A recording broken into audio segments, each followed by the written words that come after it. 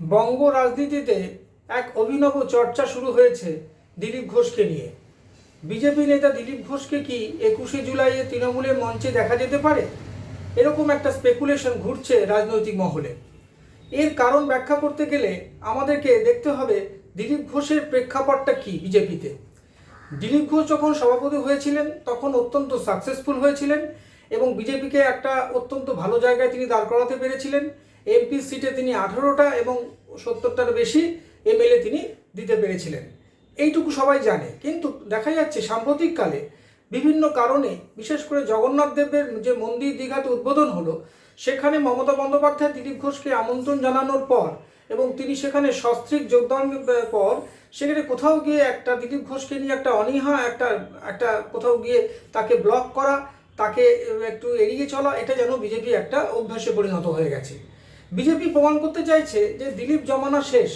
তাই জন্য দিলীপ ঘোষের এই কীর্তি যতই খাতায় কলমে থাক না কেন, তাকে বাস্তবে বর্তমানে কুশীলবরা একেবারেই গুরুত্ব দিতে চাইছে না। বিশেষ করে সুকান্ত মজুমদার বা শুভেন্দু অধিকারীর মতো নেতারা, তারা দিলীপ ঘোষকে এমন একটা ফুৎকারে উড়িয়ে দিতে চাইছে যে দিলীপ ঘোষ কোনো ব্যাপারই না। এর ফলে দিলীপ ঘোষের মধ্যে একটা চরম হেনস্থা এবং চরম একটা অভিমান দেখা দিতে পারে। কারণ তিনিও তো মানুষ, তার মধ্যে ইমোশন আছে।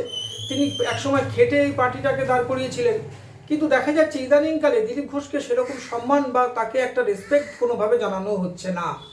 দিলীপ ঘোষে কেন রাগের কারণ প্রধানমন্ত্রী যে সভা করলেন, দিলীপ ঘোষ একটা বর্ষিয়ান নেতা এবং প্রাক্তন সভাপতি হিসাবে তারও ডাক পাওয়া উচিত ছিল, কিন্তু সেখানে তিনি পেলেন না।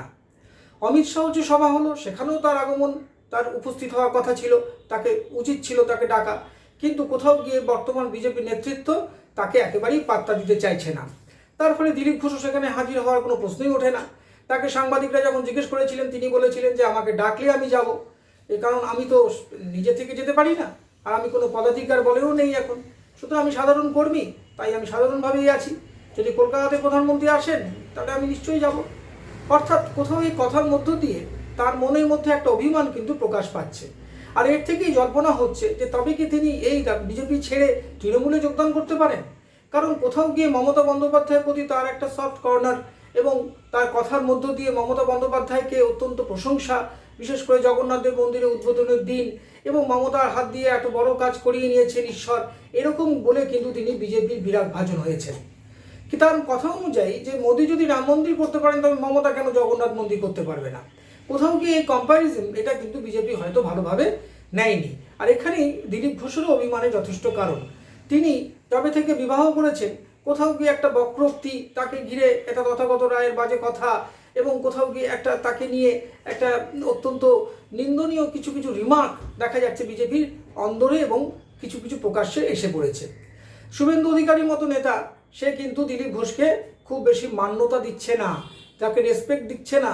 কারণ এটা ভুলে গেলে চলবে না যে যখন শুভেন্দু অধিকারী জয়েন করেছে বিজেপিতে, এই দিলীপ ঘোষের হাত ধরেই কিন্তু করেছিলেন, তা তিনি তখন রাজ্য সভাপতি। সুতরাং বুঝতেই পারছেন দিলীপ ঘোষেরকে চারিদিক থেকে একটা ব্লক করে দিচ্ছে বিজেপি। কোথাও কি যেন মনে হচ্ছে যে লাইফ টাইম অ্যাচিভমেন্ট নিয়ে নাও তুমি, তোমার আর বিজেপিতে কোনো কাজ নেই, এরকম একটা ইঙ্গিত যেন দেওয়া হচ্ছে। আর দিলীপ ঘোষ একটা পলিটিক্যাল ম্যান, তিনিও কেন থেমে থাকবেন? তাই তিনি হতে পারে যে তৃণমূলে যাওয়ার কথা তিনি ভাবতে পারেন। কারণ এই মুহূর্তে তৃণমূল ছাড়া অন্য কোনো দল নেই যেখানে গিয়ে একটা পলিটিক্যাল আপনি অ্যাক্টিভিটিসের মধ্যে ভালোভাবে থাকতে পারবেন। যেহেতু দিলীপ ঘোষ একটা লড়াকু নেতা, এই বিজেপিকে প্রায় জিরো থেকে হিরোতে পরিণত করার একটা কৃতিত্ব তিনি দাবি রাখেন, তাই তিনি যদি মমতা বন্দ্যোপাধ্যায়ের সঙ্গে থাকেন তবে অবশ্যই তিনি একটি বড় পদ পাবেন সম্মান হিসাবে, সেটা বলাই যেতে পারে। এবার প্রশ্ন হচ্ছে, তিনি কি 21শে জুলাই মঞ্চে যাবেন? তিনি কি 21শে জুলাই মঞ্চে যোগদান করতে পারেন? এরকম একটা রাজনৈতিক মহলে কিন্তু একটা চাপা আলোচনা চলছে। বিজেপিও কিন্তু এর টের পেয়েছে। বিজেপি কিন্তু কোথাও গিয়ে সুকান্ত মজুমদার কিছুদিন আগে বলেছে দিলীপ দা আমাদের নেতা। তাহলে আপনাদের নেতাই যদি হবেন, তবে কাকে কেন যথাযোগ্য সম্মান দিচ্ছেন না? কেন প্রধানমন্ত্রী সভায় তাকে একটা চেয়ারে বসানো গেল না? এটা কি একটা ডিসরেসপেক্ট হয়ে যাচ্ছে না? একটা এত বড় নেতা, এত বড় যে দলকে আজকে প্রাক্তন হয়ে গেছে বলে আজকে এরকম, আজকে প্রধানমন্ত্রী যদি প্রাক্তন হয়ে যায় তাকে আপনি অসম্মান করবেন? এটা কখনো হয়? দিলীপ ঘোষ এত খেটে খুঁটে পার্টি যখন দাঁড় করিয়েছেন তখন আপনারা তো শিশু ছিলেন। আজকে আপনারা যেই সময় এসছেন, এখন বিজেপি সারা দেশে বহু রাজ্যে ক্ষমতায় আছে, কিন্তু ওই সময় কিন্তু তখন বিজেপি অনেকে করতো না। আর সেই জায়গা থেকে দাঁড়িয়ে আরএসএস থেকে তিনি কিন্তু বিজেপিটা অত্যন্ত মন প্রাণ দিয়ে করেছেন। সংগঠন দাঁড় করিয়েছেন এবং সবচেয়ে বড় কথা হলো প্রায় আসন ছিল না বললেই চলে, যেখানে সেখান থেকে 18টা এমপি সিট তিনি এই রাজ্য থেকে দিয়েছেন।